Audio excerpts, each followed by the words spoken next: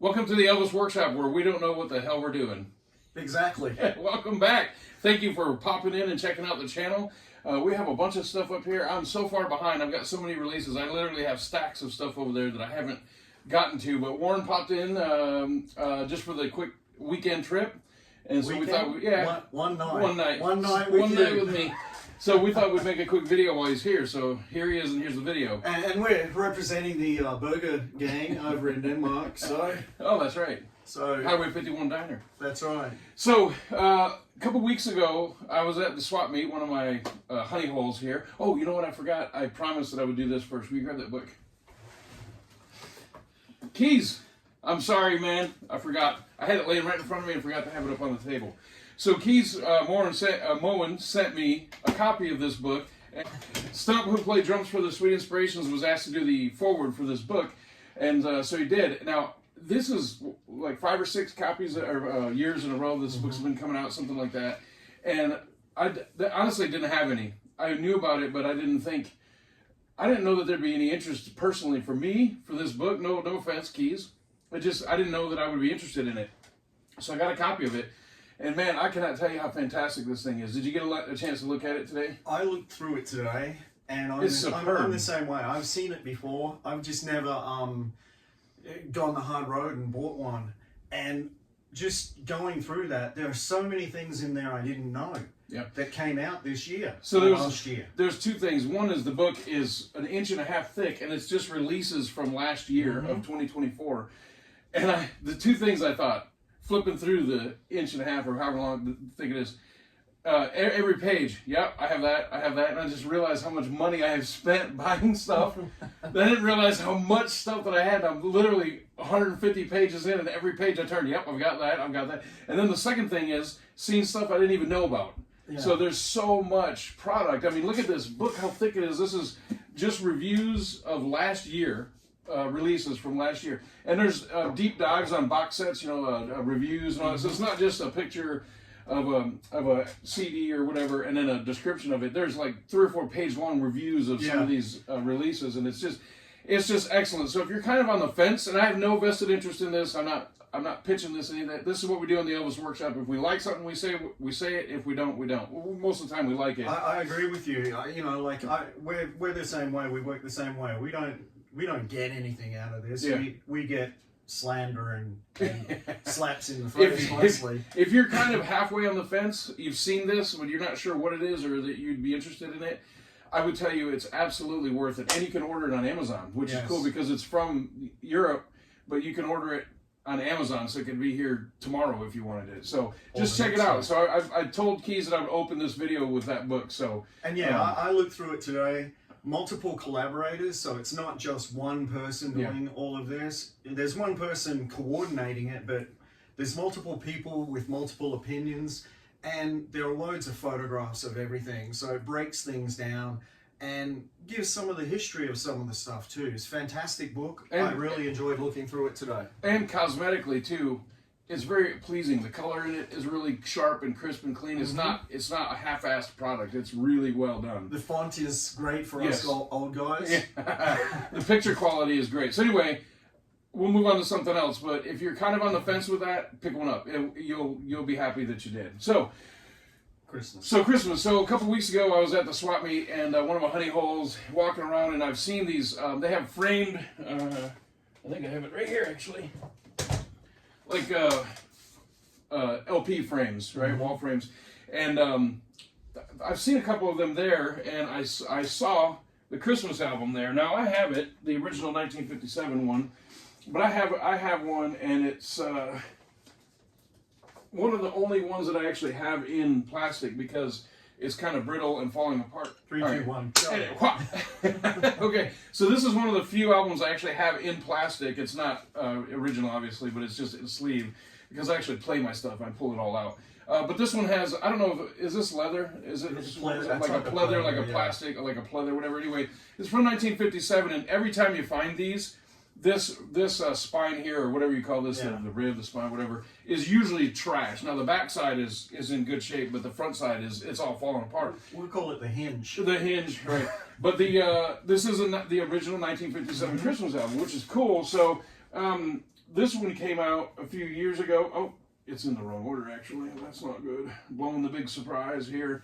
So it's been repressed in new artwork and all that. So I've picked up, this one's a green one, you know, so this and that. So I've got a few of those, but the other day I was at the swap meet, and I ran across this in the frame there, and look at that spine. Look at that. It is in perfect condition. So it's past Christmas time. We're into February, but I don't want to hold this for another year to put it in the video, so I thought I'd throw it up here. So nothing spectacular, super duper, but man, it's hard to find one of these in this condition. And I've looked them up on eBay, and of course everything's only worth what people will pay for it.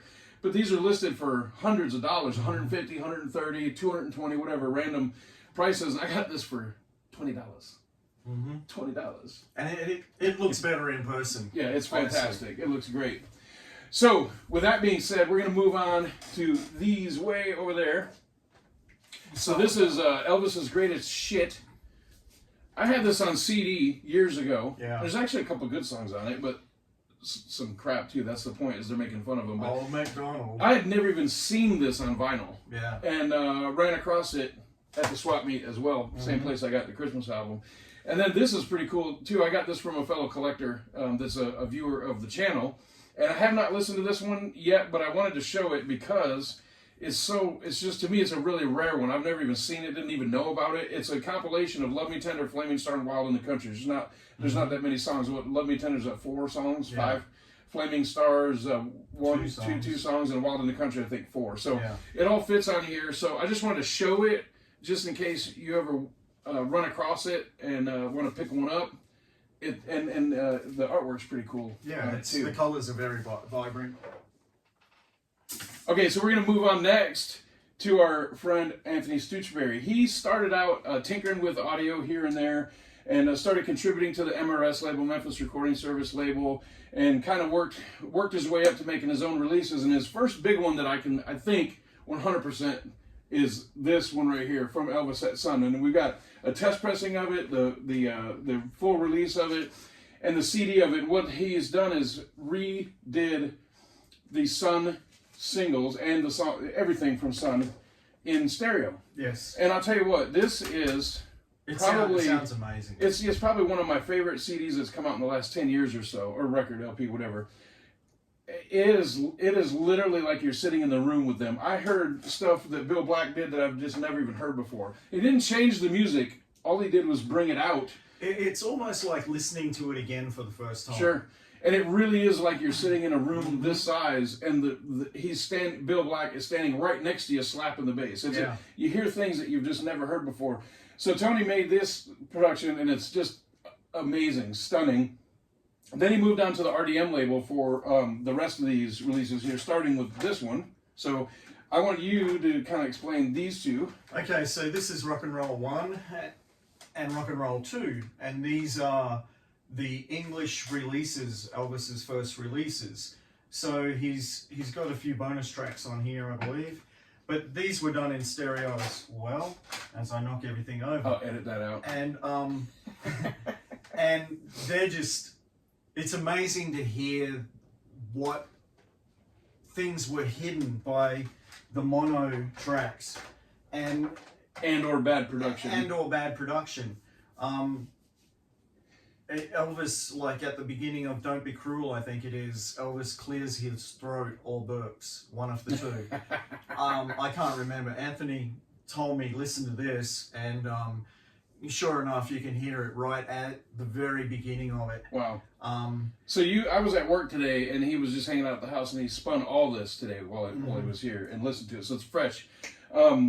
It is just so refreshing. I said it's fresh a minute ago. Refreshing to hear this music just sounding so new. It sounds like it's brand new, even though it's all songs we're so familiar with. Yeah. But to listen to it, it sounds like something you've never heard before. And again, to be very clear, he didn't mess with any of the music. It's all original as it was. He just brought things out, just mixed it in a way to where you can hear things you didn't hear before. He pulled them into different channels, and it's light and sound magic, and I don't understand exactly how he does it, and I don't think too many people on the planet know exactly what is going on or could do it.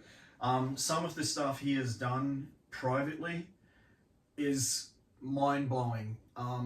Taking speech off of the top of something to bring the background forward, and letting us hear, for example, that Toledo. Yeah. We've both heard samples of that where there is no speech over the top of Elvis performing. Yeah, think about this. Somebody recorded this probably with a tape player or something, just parked in front of a speaker, so it's just one mono recording, and he was able to take the DJ that's talking over Elvis singing, remove that, clean up the pops and the noises and the hiss and all that stuff, and bring out just Elvis and the band and then the crowd. And it sounds natural. It sounds like that's how it was recorded, and it absolutely wasn't. And I've been lucky enough to hear snippets of the original acetate as well. So it's just like night and day between the two. It's listening to... It's like two different recordings. Yeah, it's like a Worn Out Sun single with all that hiss, those pops and everything on it. And then it's almost like listening to a CD after he's finished. Not quite that quality, but it's amazing the difference. And it's just, what he does is magical. He is the man with the golden ears. And we're lucky enough to call him a friend, although I wonder sometimes. I have heard a little bit of negative feedback from this, specifically the Presley box set. People have said, well, it has issues and this and that. And listen, all I can tell you is what goes into my ears, whether I like it or not. Now, I've been to a lot of concerts. I've been to a lot of shows. I've got tinnitus in my ears, and I'm whatever. But all I can tell you is when I pop something into it, I like the sound of it, and that's all I can. That's the only thing I can tell you. I can't tell you all the technical things about the drums on one track and that's just not me. That's just not how I operate. All I do is I put something in, I push play, and if I like it, I like it, and if I don't, I don't. Like there's that new, there's actually something I don't like, so I want to bring that up. The new Follow That Dream supposed stereo remix. I listened to it, and it's one I'm gonna miss. It's a release that I'm not gonna pick up. So I don't praise everything on the Elvis Workshop. I'm very honest. If I like something, I do, and if I don't, I don't. So this one here, to me, sounds superb. And he spun the whole thing today. He listened to all this stuff here, including this is a 4 CD set, and he listened to the entire thing today. Yeah. And so what's your fresh feedback on specifically that box? If you're only going to get one thing out of this, get this. Because all of this is basically included on here. Yeah. This is the 50s masters or some outtakes, and it's fantastic. There's little gifts on here too, like All Shook Up. Right in the beginning of All Shook Up, there's a count-in. I've never ever heard that before. I've never heard that version. Yeah. And so Elvis counts in, and then they hit the master, and it's great. It's actually just fantastic. When that came on, I was like, whoa. What is this? What is this? Yes, I loved it. And then it went into the song, and I was like, oh man, that's awesome. Another thing, too, that is very appealing to me about this box set, this one specifically, the Presley box set, is that the songs are in the actual recording order, yes, not the order they are in the album. So you're used to hearing the songs in a certain order because of how you listen to the original album. And here there's two things about this.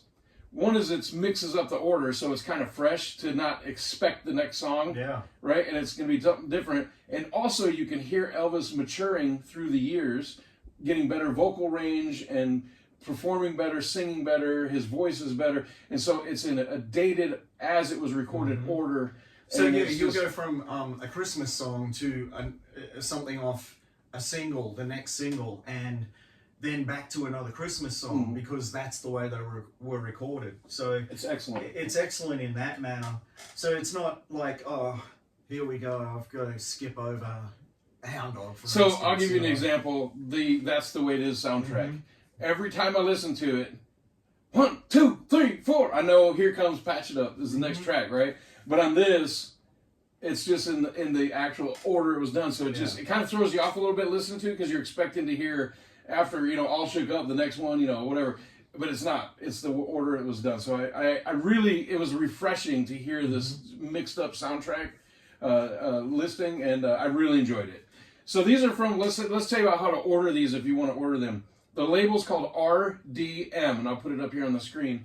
And I've had a lot of negative feedback of people saying they can't get it shipped to the United States. Well, you can see I'm in Las Vegas, I'm in the United States. here are the CDs in front of me. So they do ship to the United States. So what I would say to you, that if you're in the United States and you're trying to get these, and I also have a friend in Alabama that ordered them as well. If you go onto their website, there is not an option to ship to the U.S. So what I would do if I were you is just email them. Just shoot them an email. Say, hey, I'm in stateside. I want to order the Presley box set. I can't get it on your website. Can you send me one? And they'll hook you up. And they ship like that too. So they will definitely ship to the United States. So the website is right here, RDM, and it's a French website or French label that's putting these out. You can get them shipped to the United States. Also, with regard to this, with all of these, you're getting value for money because you're getting a lot of tracks on each CD. This one has like 20 to 30 tracks on some per of these CD. CDs. Yeah. Let me grab that red one there because this one Tony really likes. I want to show this in the video. So when he designed this album artwork, he was very happy with it. He loved it. Mm-hmm. And then he said, you know what? I want the disc to be gold because it's Elvis's Gold Records Volume 1 and 2, right? And 24 songs on this CD. Yeah. And they said, I think, at first they couldn't do it. Then they came to him at the last minute, the 11th hour, and said, oh, yeah, we can do it. So, and he's so happy with it, so I want to show it. The disc, I know it's a little thing, but he really was happy with it. And I'll show a closer photo. It's a gold Rick will show disc. Closer photos of all of these after we get through talking. And during the editing portion of the show. Yeah, with the magic happens. So, let's talk about this. I picked up yesterday something I was so happy about. I had no idea this was happening. Me and him made a brokered a deal yesterday, and I got another 209 because I had a full set of the Sun records and the Sun Elvis singles, and I had to sell them at the time, unfortunately. I have one on the wall behind him that you can see hang, but I didn't want to take it out. I made that $1 Million Quartet thing, and I didn't want to take my 209 out of there. But he showed up here yesterday, and he happened to have one, and it's in great condition, considering it's from 1954. It's got the push marks. I'll show you a nice picture of it here. And we played it last night, and it just sounds fantastic. So we wanted to throw this into the video. It never hurts to show a 209, right? So I got me another 209. I'm back, baby. But and the beauty is how they're being displayed. So we got a Heartbreak Hotel here, which was his first official, first recorded release at RCA. And it was his first number one in the pop charts. Sure. His first number one in the country charts was the flip side of Mystery Train. I forgot to remember to forget you. Yeah. But yeah, so what they're displayed in, you take it away, Rick. So I love the Nipper Dog stuff. You can see it on the walls up here. I've got all kinds of Nipper Dog stuff. I'm always going to swap meets and antique stores. I'm always on the lookout for the Nipper Dogs. I've got one right behind me right here. And I found that one day, and I think I paid like $40 for it, but I'd never seen another one, ever. And it's a 45 display. You can. Well, actually, it's a 78. Or 78 display. It just sits in there. And I thought, how cool is that? And there was no way I was leaving that. So what I did was, because it is Nipper Dog and it is RCA, what I did was I picked up a Heartbreak Hotel 45 to put in there representing his first number one on RCA. And of course it has the Nipper Dog on the record label. So I've never even seen another one of these. And he shows up here yesterday and pulls out of his bag this one. Let me move the CD so you can see it there. Pulls this out. Now look, it's a little bit different. I think they're made out of different materials. This one I think is cast iron. Yes. And it's got some kind of what is that? Coating. Coating. Well, they painted it. Porcelain or paint. Yeah. But it's the same model, but without picking it all up, I'll just put some pictures in here. It's just a little bit different. Like the megaphone is a little bit different on this one and that one. So they're made out of the same mold, but they're just slightly different. And just very interesting, very retro pieces. And I've just never seen another one. And they showed up here yesterday with one. So yeah, it just to illustrate the progression at RCA. So this was like a cast plaster. And when you flip it over too, the bottom is solid in this one, whereas it's open in that because that has more weight to sit down on. And that's more open at the backside than this one is. So this one is made out of a cast iron, and the weight of that, it's like 7 times heavier than this thing. It would break the floor before it broke itself, whereas this one would break itself before it did any damage. If you see one, pick them up because they're super, super rare and they are vintage from the time. Yeah, and like you said, you paid like $40 for yours. I didn't pay much more for mine. And as soon as I saw it, I put it on the pile that I was taking, because I was at another collector's house going through his stuff, figuring out what I wanted and what I didn't want. And that was there. That was the first thing that I saw. It was wrapped in a bag, but I could see enough of it through the bag. I picked it up, felt the weight, and said, "That's my pile." And talk about the little strip that's on the front of the table. Also, on the front here, Rick will show you later, it writes his master's voice there. And this one is it's etched into it or stamped in. This one actually had like just a piece of paper. Rick will show you a closer view of that. But it was in the bag. It actually sits right here, and it has just fallen off. You can maybe get a little dab of glue or something. Possibly. Or some blue tack, or but it's just cool that it's made it to this point. It's still kind of intact. You know, these were used in the I guess maybe as far back as the 20s. Yeah. Well, since they were designed for 78s, that was before the 45 was even a thing. And the 78 went through until the early 60s. Yeah, 61, I believe. Well, they were doing children's ones until 65. But for Elvis, they ended around 60, 61. But so these have been in a store somewhere, a record store, like a display, and yeah, it's just on the counter. The RCA rep would come in and he'd make sure there was an RCA put in there. The colonel would come in and put the latest Eddie Arnold in there, or Hank Snow, and excuse me. And we are lucky enough to own one each. It's awesome. I've never seen them, never. Yeah. Except for these two. And then somebody's going to say, well, there's one on eBay right now. Well, there probably is. There's probably several. But it's just in person. And I go out all the time to antique stores and swap meets, and I'm always looking for stuff. And I've never seen, except these two, ever one of these. You'll see a lot of things on eBay that, you know, we might say, I've never seen one. We found these in the wild. That's the exciting part of them. Yeah. It's just happening on them. It's like, yeah, if I wanted to search for one, I could find one on eBay. There's such a rush, though, when you're at an antique store and you walk around a corner and you look up. Would you grab that Stein up there on the top? Yep. I'll just grab the big one. Yep. So last week, I walk into an antique store and I find this from the International. Now, I've got others up there, but these are so rare and hard to find and expensive now. Ever since the Elvis movie came out, the prices have gone up. But the hotel was the International from 69 to halfway through 71, I think, till November of 71. So like 2.5 years, two and a half years. And these would have been in a bar. This would have been full of beer, and then you've got a little mug, so you pour the beer from here into your mug.